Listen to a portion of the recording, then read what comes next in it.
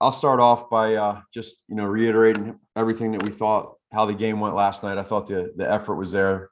In particular, like the end of the second quarter with the defense getting the safety, getting 2 points, the offense going down, special teams getting the field goal, and then coming out and getting that touchdown at the start of the third quarter.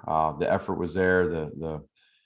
It was a good game for the guys, and just all three phases I thought was good. There was a couple stall points throughout the game, but for the most part, I really appreciated the effort. So we got out doing pretty good injury wise. No updates from there. So now we'll prepare and get ready this week for Minnesota. So I'll go ahead and open it up to any questions. Great, thank you. First question, Dan Weeder. Hey, Matt, as we push forward into week 18 here, is the plan at this point on Monday to hopefully get Justin back in the starting role for Sunday? Yeah, it is, Dan. We'll get him in here the next couple of days, see where he's at, and then be able to get him going for Wednesday practice. And again, it's always going to come down to his health. It's always going to come down medically where he's at, where we feel he's at, and then we go play ball. Also wanted to ask you about Sean. We obviously entered the season trying to get a feel on kind of how he would adapt to the first season in the coordinator's role. What's left an impression on you about him in that role, and where have you seen him evolve as the season's gone along?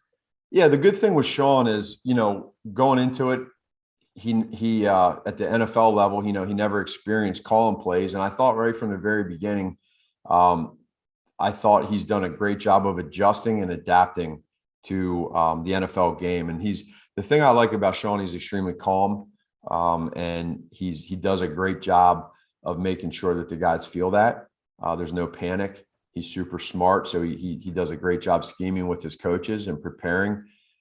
He's evolved this year. It's been neat to see. I think you see it in a lot of games where the defense has come out and schematically done a great job. The guys play hard. His coaches are doing a great job with him. So it's really neat to see. I think when you have a young guy, first-time coordinator that continues to grow, that's all you can really ask for. Adam Hogue. Hey, Matt. Good morning. Yeah. I realize this is kind of a big picture question that might not be the easiest to answer, but just as you look back on these 4 years here in Chicago, can you pinpoint maybe a reason or a few reasons why you just think that this offense never really took off despite you having success with the system previously before getting here? Yeah, I would say big picture, Adam, and for as every year, you always go back and you look back and see, okay, what are the reasons for different areas within the offense? And I think as the years go on, there's a lot of things that happen and for different reasons. Right now, without taking time to really study and sit back, I think every year is different, whether it's by position, whether it's by, schematics, and whether it's by opponents that you play. And even to the point of also, you can take it to the next level of you look at 2018 and you see the amount of turnovers and defensive touchdowns and special teams touchdowns. Regardless of how it affects the offense, it can affect the team, complementary football in all three phases. And so there's a lot of different things you can look at: coaching, players, scheme. So that's something that at the end of the season, I'll be able to look at and see. And it's hard right now to be able to give you a specific, just because I think every year is just a little bit different. Next question, Mark Potash. Hey, Matt, whether Justin plays or not, what is your most honest assessment of his rookie year? And do you, in retrospect, do you wish he had sat all year, or do you wish he had played all year? Wouldn't it have been better one or the other instead of kind of the way it's worked out? Not for obvious reasons, injuries and stuff, but do you wish it would have been one way or the other, and which way? No, I don't, because I think everything happens for a reason. I believe that, we went into it with a plan of Andy being the starter for the entire season, and it didn't go that route. We had to make sure that if Andy was going to get injured, which he did, was Justin prepared enough to be the starter, and could he grow? And he's done that. And I think you got to give Justin a lot of credit. So I've always been wired that way, where whatever happens, it's supposed to be that way, and you attack it. So I think with the way that it's gone from the very first start for Justin against Cleveland, in that environment, that atmosphere, the way we've learned how to use him and his development between the coaches and him himself with his teammates, his relationships. There's a lot of good from that. I think for him to be able to understand this year the speed of the game and what it's like against these defenses. These guys are fast. So when you get to the edge, you got to protect yourself. Just how to be a pro from Monday to Saturday, like how that goes. And that part has been really, really good for him. He's gonna, obviously, I think he's gonna have a really, really bright future, and he works extremely hard. Now, the other stuff, the DNA stuff, the experience that he's gotten, any of these rookie quarterbacks or any position, if for whatever reason you're forced to play or you do play, you attack at full speed ahead, and that's what Justin's done. So I don't look one way or the other. As it turned out, he's better for having played, right?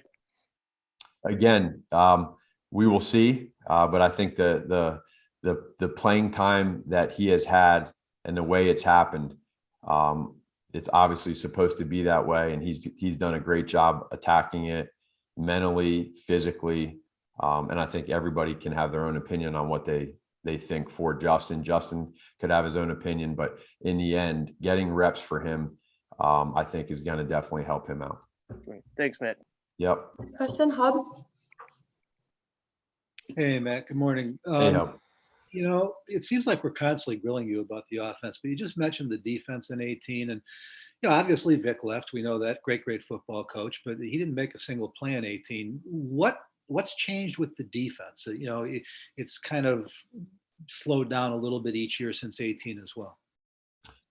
Oh, you know, I would say this. Number one, you know, since I've been head coach for 4 years, we've had 3 different defensive coordinators. So they all are going to have their spin on things. And as I got here, and I think for good reason, you know, Vic being here before me and the experience he's had as a defensive coordinator and the relationships that he had built with these players. And then for him to get a head coaching job, obviously I would have loved to have him stay and keep him. But at the same time, it's a great opportunity for him to live a dream and to be a head coach. He's worked hard for that. And then you go ahead and you go through the interview process and you hire a great head coach and former coordinator in Chuck Pagano. And so now there's that part of him building relationships and him putting in his style of what he wants to do defensively. And it's similar in family type as far as schematics go. And then, you know, Coach Chuck retires and now you got to find your third one. And now you get a guy that's in-house that you really believe and trust. And Sean's done a great job. So I think that those 3 coordinators all in their own way have done a really good job of trying to put their specific blueprint or what they want to do onto the defense. And then the players execute it. Every year is a little bit different. The offense helps the defense helps the offense, special teams involved. And so, you know, when you look at it in the end, really there's one big stat that matters in the end, no matter what team you're talking about, whether they have a rookie quarterback, a veteran, whether they got the best defense in the history of the world or not. What's the turnover margin? You know, do you take the football away on defense? And do you respect the football on offense? And you can have fun today and look at a good stat and check out the turnover margins in the NFL right now. And I bet you there's some playoff teams in the top 10 in that margin. That matters. And turnovers just as much the bounce of the ball as anything, or you feel the talent's equal to what I think it's probably cyclical. It could be the bounce of the ball. It could be like, yeah, it's contagious. Yesterday, you saw what happens. You know, we end up getting some turnovers and some takeaways. You get sacks, you get a safety. Sometimes it goes that way. You look at the Cincinnati Bengals game, beginning of the season, you know, we had 4 takeaways. And then there's sometimes you go through a drought. That's normal. That happens. So when you go through a drought on defense and you don't get takeaways, offensively, you got to respect the football and you got to score touchdowns. I just feel like the 3 phases this year, you know, throughout the season, when you can get those 3 phases to have complementary football in the turnover margin category, you'll have a higher percentage chance of winning. Next question, Pat Finley. Matt, and I'm curious, so much was made at the beginning of the year about, you and Ryan and collaboration and all of that. And what has the last month or so been like with you and him working together? And I'm curious if there's anything you learned about him in hard times that you didn't know before. Yeah, I mean, everything's been exactly the same. And I think that's what's, as you go through these years together, you learn each other's strengths and weaknesses, and you do communicate, you talk. It's a daily deal now. this isn't something where it's every other day or, for 4 years, it's been every day where there's communication, and we talk through things, and we do it together. And I think that's what's important. And it doesn't mean that you're always going to agree with everything that you say or do. Not always, but I think because of who we are as people, both Ryan and I, there's a mutual respect for each other. From the very first time we interviewed until today, and I think that speaks to who he is as a person and how I do things as a person as well. Last three, Kevin Fishbane. Hey, Matt, we've talked to you before about some of the trick plays and using defensive guys on offense. And obviously that was a bit of a hallmark of the 2018 team. And you've said that situationally, you just didn't have the opportunities the past few years. Was it nice to have that yesterday? And did you kind of, I don't know, like wish that you had other opportunities in the past couple of years to have a little bit more fun the way you guys did yesterday? Yeah, you want to do it at the right time. Obviously, yesterday up 26 points, the interception doesn't hurt you, so you can have some fun with that. And there's stories behind all of these plays that sometimes not everybody knows about, and just how long the play is in the playbook or when it got started and how it goes, and then the why parts. But that's been 2018. Just happened to be one of those years where we were down inside the 5 quite a bit, and we were able to have some success. And again, there's a little bit of it gets contagious where you're able to bring in some of the guys and the plays work, and then some years the plays don't work as much. So it's always fun when you're able to bring those defensive guys into the offensive installs and that sort of thing. But yesterday, we were able to get that one off there at the end, and we've had them in. We just haven't always been able to either get to it or run it for whatever reason. And I think it keeps it upbeat for the guys, and they enjoy it. It always brings them back to their high school days. I kept hearing how great of a quarterback David was back in high school, and I think we all saw yesterday what kind of quarterback he was in high school. Next question, Dan Weeder. Matt, just a quick follow-up on that, and then I got another one. On your call sheet with the category for style points calls, is that a menu of one yesterday, or is there like 2 or 3 plays that you're choosing from in that moment? At that particular, are you saying how many of those do we have on the call sheet? Like when you're in that situation and right there at 4th down, you're trying to add that exclamation point. Is there a couple different ones you're choosing from in that particular?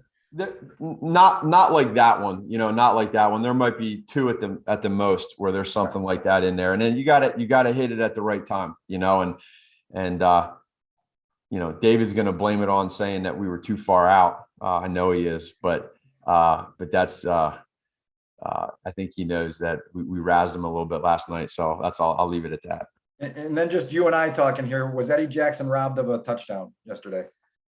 Oh, it was certainly close. I'll say that. And I appreciate his effort, and it looked pretty close to me. But it was great with us not getting that, being able to turn it into a safety. The guys were, they started at the 5-yard line, and to get them the whole way back to the 1 was pretty impressive by that defense. I thought they played their butts off all day. Last question, Adam Hogue. Matt, I'd at least like to hear maybe the first time you saw Tonga either be the lead blocker as a fullback or carry the football, because I've heard he's done that. And then finally, if you don't mind, just if Justin is able to play this week, he's not used to losing like his entire life. It's been a long time since he's been able to get a win this season. Just what would be the benefit for him to be able to go into the offseason with a victory? Sure. So the first part with Tonga, we've had that up the entire season. It's just you got to get to that point where, with Tonga being active and inactive throughout the year, but he's been ready. And sometimes you have it in versus a defense that you see with their goal line fronts they play, whether it's a 6-2 or a 5-3 front.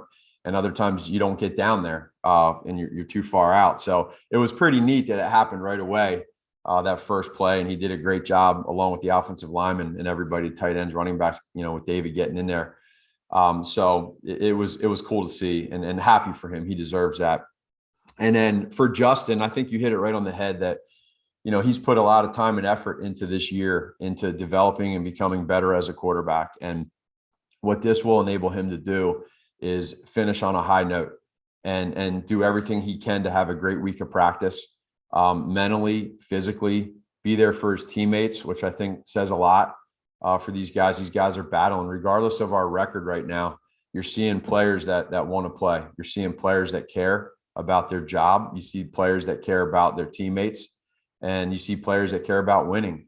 And so Justin's a part of that. And even though physically he hasn't been able to, he's still a part of it with us as a team. So to be able to come out here and hopefully get him healthy to where he can help us win a game, I think it would be great for him to do that. And again, that's all we can ask for from him. And then the players and teammates and coaches around him got to do everything we can to help get that win.